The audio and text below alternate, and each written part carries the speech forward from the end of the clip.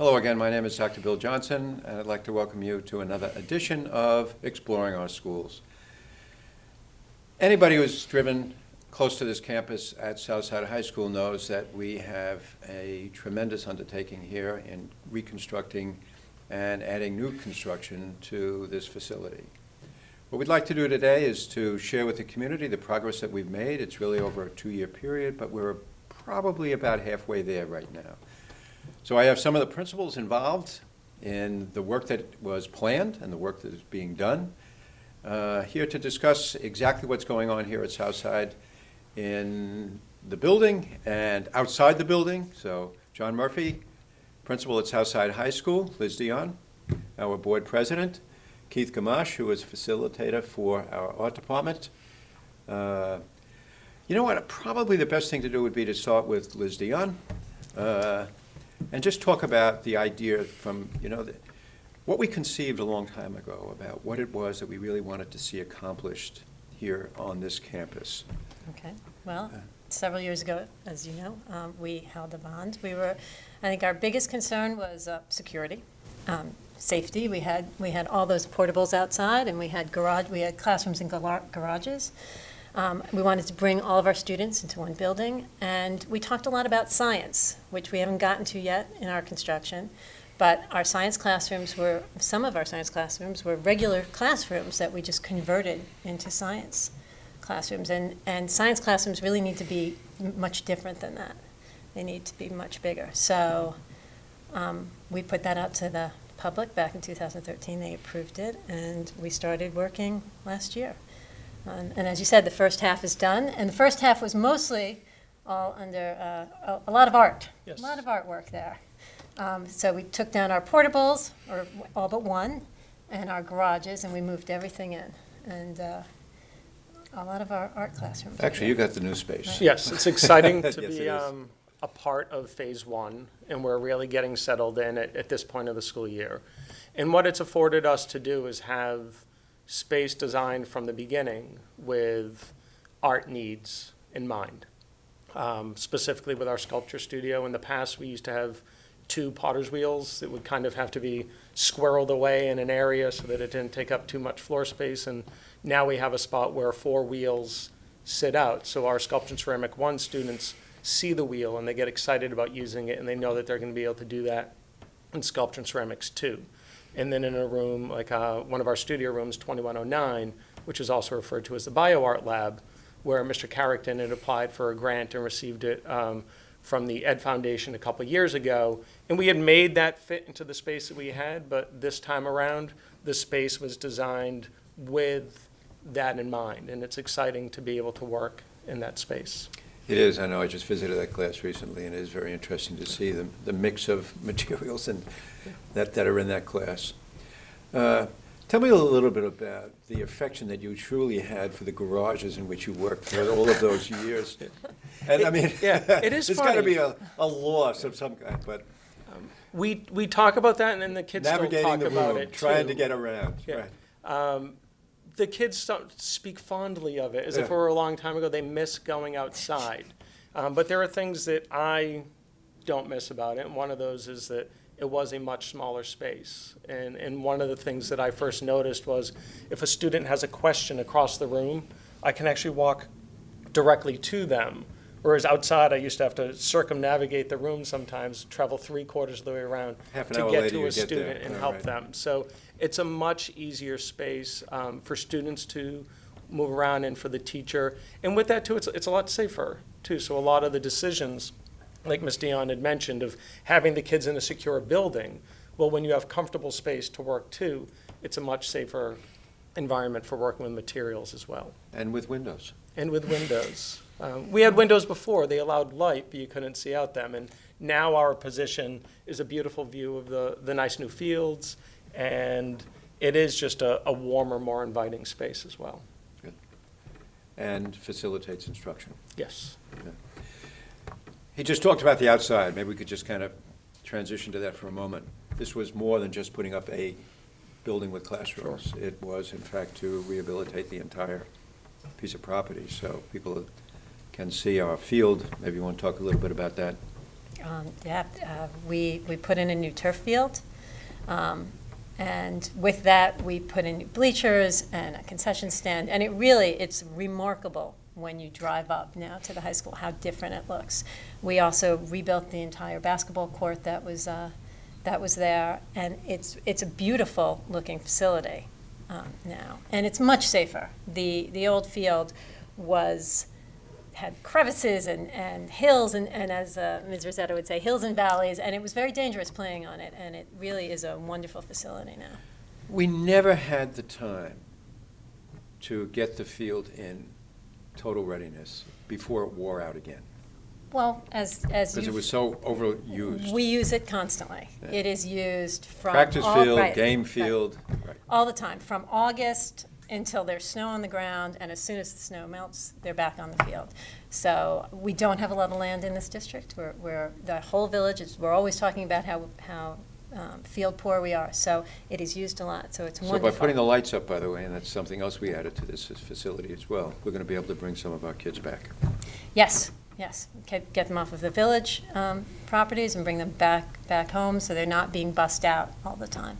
Right. So it's fabulous. Yeah. And you have to manage this whole thing. The summer was interesting, getting ready for the opening of school. Effortless. Right. It was quickly, but when you start to hear other people talk about it, you start to see the method to the madness. That, look, there's the day-to-day running of the building that clearly we've taken advantage of. Students not having to leave.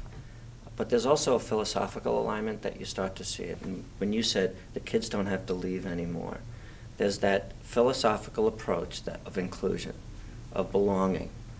And when you start to get through the dust and the moves and finding everything, and you start to be a fly on the wall and hear a health teacher who says, I feel more a part of the building now because I've always been outside. And you see kids who don't want to leave for lunch anymore and take advantage of the bleachers outside. And it extends the physical plan. So now there's that area that we didn't foresee. And you know it's being valued when you go out at the end of lunch period and there isn't strewn garbage all over the place.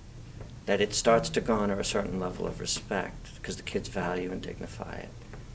And you go into the art classroom and you see a classroom that you don't know if it's either art or science because it's both. And it starts to create a collaboration, an inclusion that we've already been philosophically aligned with for years. But now the building mirrors that. And that's what I'm really excited about. That the changes are great. Now it's the mindset. Yeah. Part of the mindset that you just mentioned actually was traffic, moving people around this building and recreating the internal environment so that we didn't have the congestion that we had in certain places within the building. Have you seen a change in that already? Yes. Some of it was what we anticipated, in that the now infamous T, where the classrooms were more collaborated, consolidated Right. toward the east end of the building, is softened a bit. That became a clogged area so that the change of classes was really compounded. So there's more linear feet to cover, but students can get more quickly from point A to point B. It's already, I noticed it at back to school night a lot, where parents found it easier and I didn't see that congestion. And the students learn quicker than we do. So yes, that's been an added benefit. That will only get better in phase 2. Yeah, and everybody adjusted to your 4-digit classroom system. Not everyone will admit to it, Right. but yes. Yeah, we're on our way. Yeah.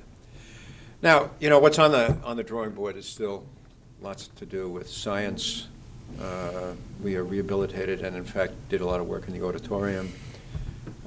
So maybe you could talk a little bit about what's to come. Well, phase 2 is more than underway. We're ready for our new science wing, and it's not just a science wing. Clearly there are office spaces, a new administrative space, social workers, psychologists that will also avail of that.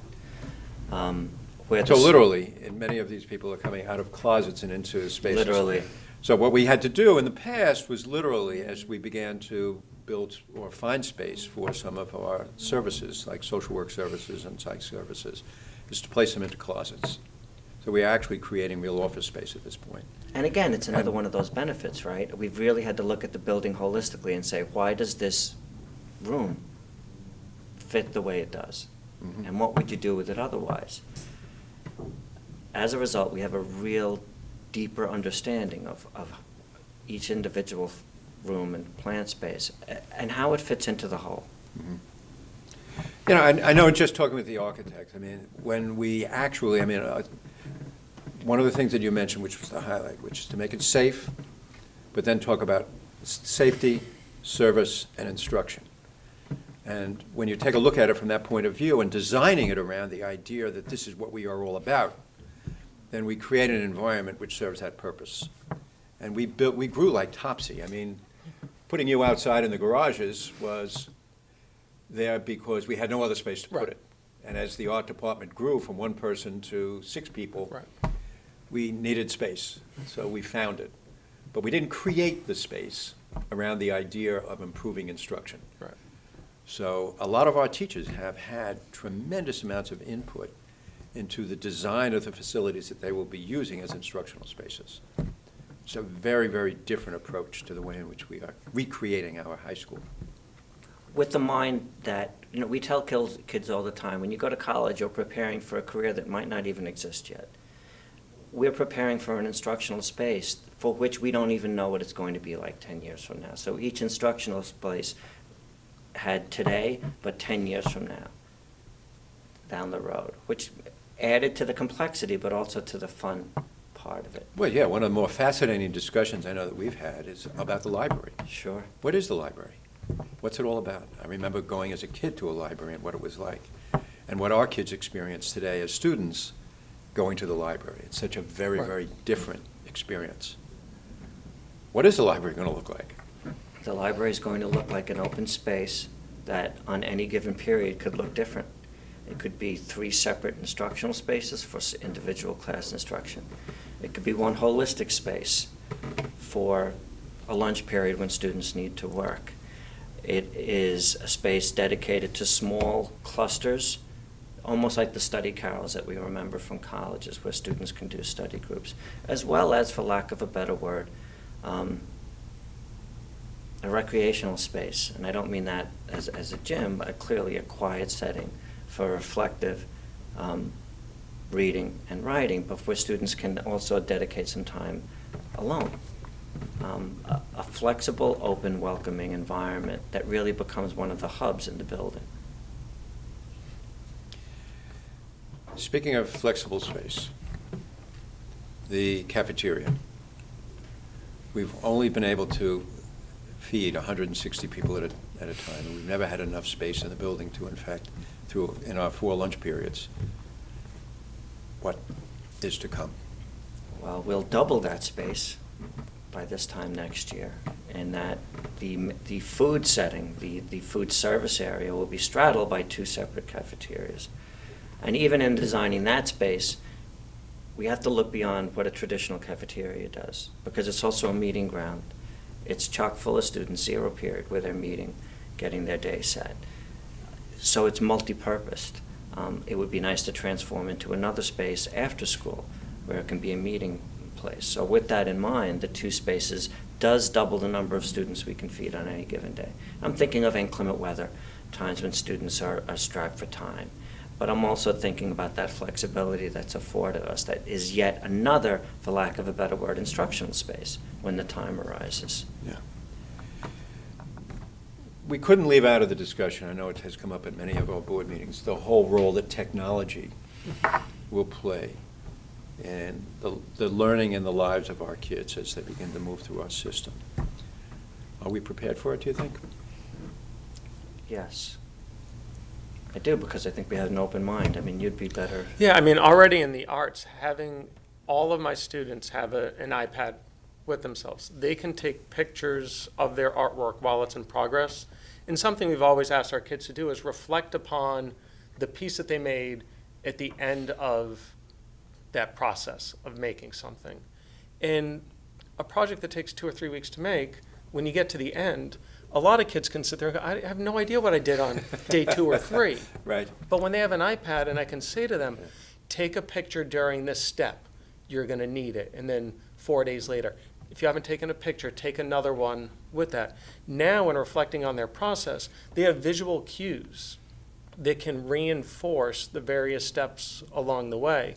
And it's already become a part of our teaching, and I think benefited the students in ways that we'll really know by the end of the year and in the upcoming years. So having that technology on hand has already made a big impact on the way that we teach and the way that our kids are learning. Fascinating to see that the progress that kids are making are now part of the record. Yeah. So that they can, in fact, just not reflect on the final product, but go back and reflect on exactly how they got there. Right, and that's something that they've had to do in IB art for years, but now to really have our students in studio and art and painting and drawing and sculpture and ceramics, the younger feeder courses that lead up to that and prepare the students to be consciously aware that all of that is important. It's not just the end piece, Yeah. but the steps that they went through along the way. So it's been a big benefit already. I don't want to leave that entirely, but I just want to add a dimension to it. With technology, the whole concept of research and instruction and the role that research is going to play in the lives of our students down the road.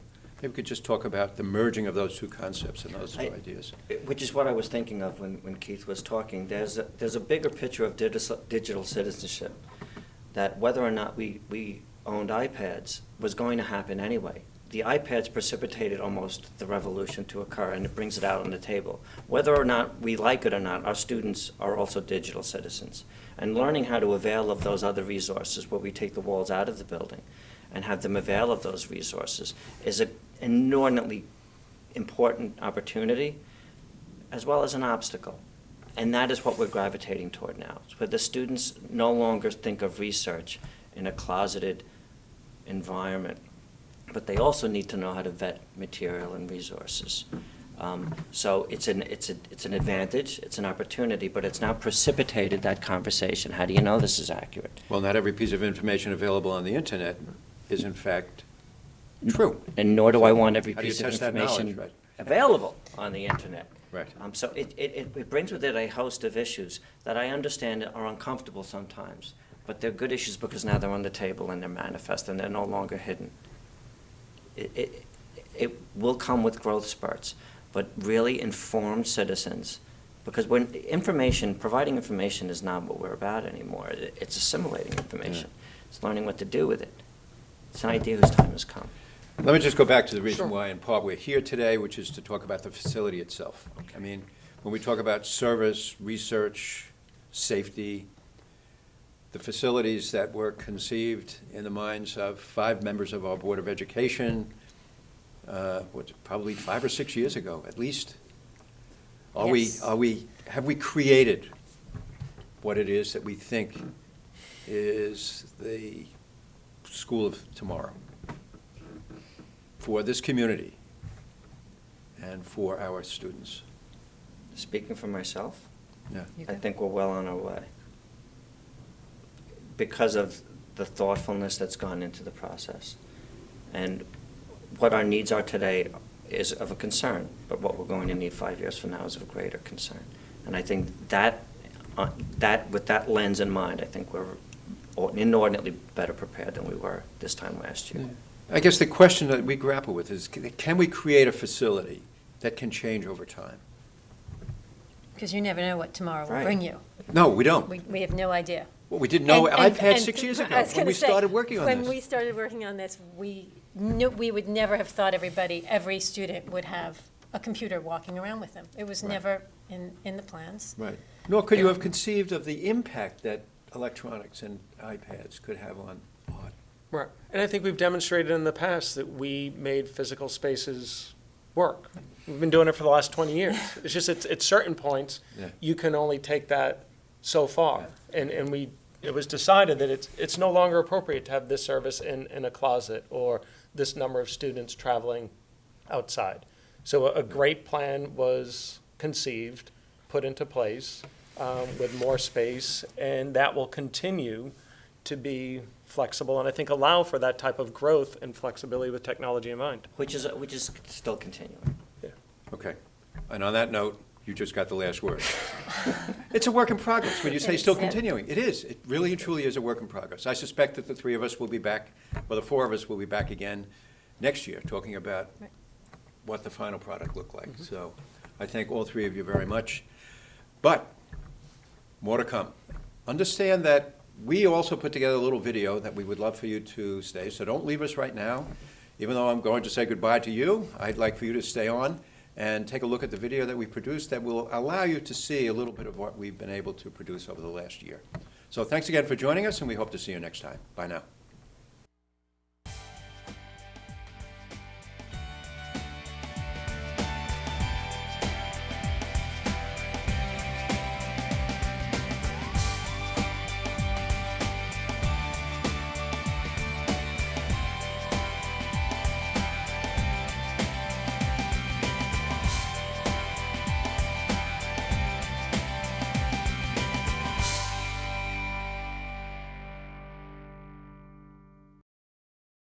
In March 2013, our community approved the School Improvement Bond. This bond was intended to address the critical need for additional space at Southside High School and Watson Elementary School. Other important goals included eliminating portables in outdoor buildings and the modernization of outdated science labs at the high school, and the installation of air conditioning in all classrooms throughout the district. We are also renovating music, theater, and arts facilities. Phase 1 is now complete. Follow us as we tour our new additions. The North Addition at the high school includes 6 state-of-the-art classrooms. 5 are dedicated to art instruction, and 1 is a music lab. The main purpose of the construction at the high school is to have all of our instruction take place within one secure building. These new rooms provide expanded workspaces for students, with easily accessible storage space for supplies and projects. 2 years ago, the Rockville Center Education Foundation granted the school district funds to start a bioart lab. Here, students combine the study of biology and earth sciences with the art-making process. The grant funded supplies that can now be easily accessed by both art and science students, fostering interdisciplinary collaboration. The classroom provides students with the opportunity to work in a spacious, professionally lit art studio. The room also offers an inviting, hands-on bioart lab, providing students with the opportunity to draw and paint from a variety of high-quality scientific insect specimens, skull casts, and assorted live plants. The new lab space also houses several digital compound microscopes and a stereo microscope, which gives students the opportunity to view and photograph various organisms, which can now be used as references for drawings, paintings, and sculptures. Our new 2D art studio has increased floor space to enhance instruction. The tables can be configured in various ways, providing students with direct lines of sight to the subject. No more twisting or turning to see. An overhead track of lights professionally illuminates figure and still life setups. The new sculpture studio provides a dedicated area for potter's wheels. In the past, we had 2 wheels that had to be stored away after each class. The new room offers a permanent location for our 4 wheels, allowing more creative time for our sculpture and ceramics students. The new digital photo studio has increased the number of student workstations with updated computers and the latest software. A separate professional-grade photo studio attached directly to the room allows students to set up shoots with backgrounds and controlled lighting. Our new graphics lab is larger with more desktop computers to welcome additional students into our program. The increased space has room for an additional 3D printer to complement the one we received several years ago. The new music studio lab is also larger and equipped with professional-grade sound and editing software. It can now serve as a multi-use space for lectures, demonstrations, small group lessons, and ensemble rehearsals. The new and enlarged fitness center offers advanced cardiovascular equipment funded by the Carol M. White PEP grant. The larger space accommodates more students, allowing teachers and coaches to bring full classes and teams to train before, during, and after school hours. The fitness center overlooks the turf field that was completed at the start of the 2014-15 school year. New bleachers and a press box have been installed. Over the past several years, enrollment at Watson School has grown steadily, creating a need for more classroom space. This addition includes 3 new classrooms and a small instructional space. The vibrant colors used in these classrooms create a joyful environment for the young students. Watson now has a dedicated classroom for music and art, along with a dedicated space for band and orchestra lessons. Our outdoor area has been reconfigured with a new playground. Your patience during the construction at Southside High School and Watson Elementary School is greatly appreciated. We look forward to next year when Phase 2 of the construction is complete and the high school has been fully renovated. Thank you for your continued support of our students and our schools. Please visit our website for updates throughout the school year.